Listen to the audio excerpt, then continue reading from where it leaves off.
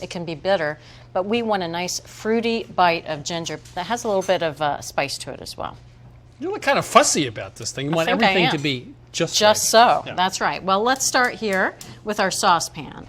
Now, I've got 2 tablespoons of unsalted butter that's melted in the saucepan. We're going to start with sauteing a little aromatics. This is 2 onions that we've minced. This is going to be the base of our soup.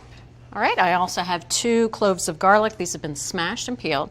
We have 2 teaspoons of salt, just regular table salt, and a teaspoon of sugar. This is going to help to emphasize some of that carrot sweetness. This is crystallized ginger, a 1/4 cup. Yeah, we didn't want to use ground ginger. It was just too bitter. And then here's the heat. This is fresh ginger that we've grated, a tablespoon of it.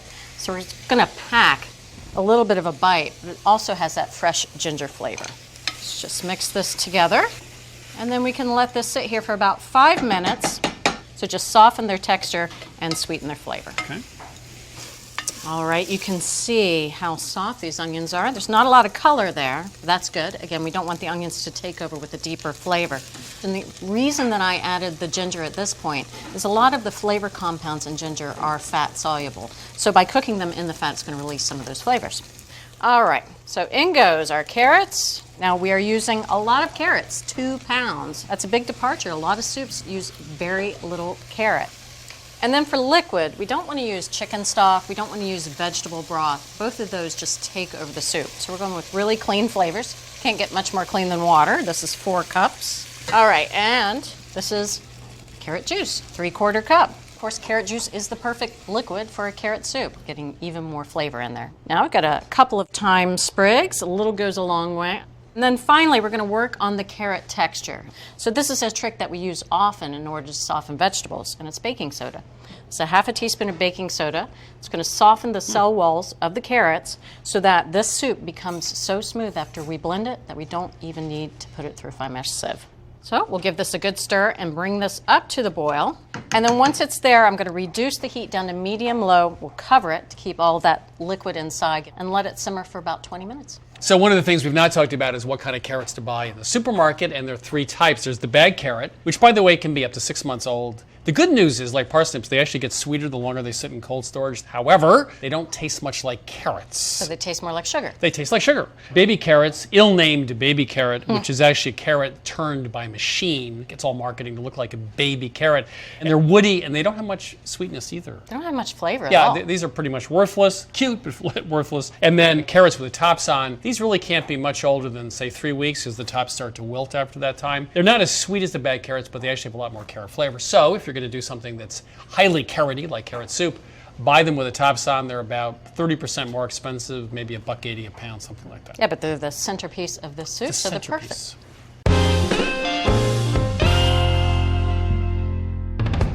Bringing kids into the kitchen is fun, but fun and sharp knives don't really go together. That's why we tested 3 chef's knives made just for kids.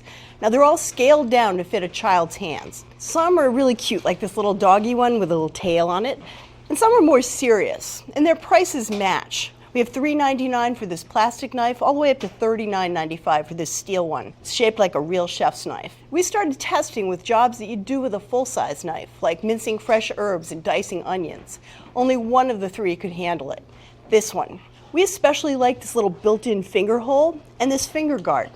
The nice thing about this is it helps teach the right way to hold the food while providing some protection.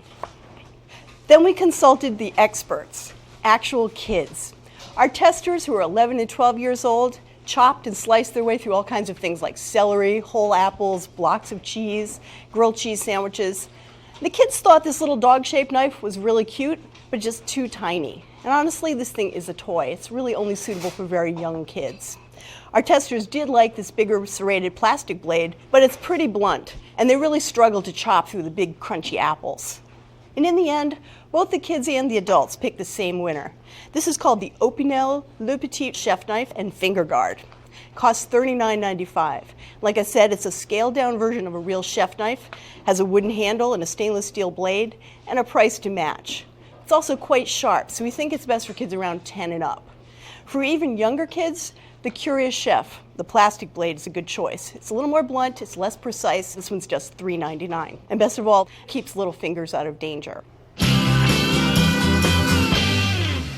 All right, let's see what's going on underneath the hood here. Nice simmer. You really start to smell that carrot and that ginger.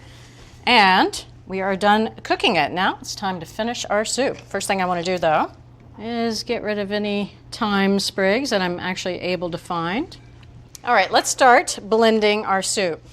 We're going to blend our soup until it's nice and smooth. You only want to fill up the jar at the most halfway. It's always better to do more batches of soup than try to jam it all in. And that's because once this goes on, it actually expands greatly, and you'll end up with this giant volcano of soup all over you and all over your kitchen. Now, before I move on, we are going to need this pot. So let me go ahead and pour the rest into this large measuring cup, because as I blend the soup, I'm just going to return it back to the pot. So lid goes on, nice and secure. And the next thing I want to do is take out this middle part here. And that's because you want the air to be forced in. You'll get a much better vortex inside the blender. Really? I didn't know that. Definitely. Okay. But we want some air to go in there, but we don't want the things that are in there to escape. So last thing, go ahead and cover it with a cloth, especially at the very beginning. You can always remove it as you start blending. Set it on. All right, so Okay. back into the pot, and look how smooth this is. And again, that's because we used the baking soda. It really did break down the carrots. All right, so I'm going to go ahead, probably 2 more batches of soup to blend, and then we can move on. All right, last batch into the pot. All right, so we need to finish it. This is 3/4 cup more of that carrot juice. And to brighten it up, and we like to do this a lot with soup, add some sort of vinegar or lemon juice right at the end, and we're doing the same thing here. This is a tablespoon of cider vinegar. We need to do a seasoning test. This is our 15th year on television. It's the first year I get the taste. You too. like that? Yeah, you've been very generous to me this year. I know, I like that. A little salt. Any pepper for you? Yes, pepper for me.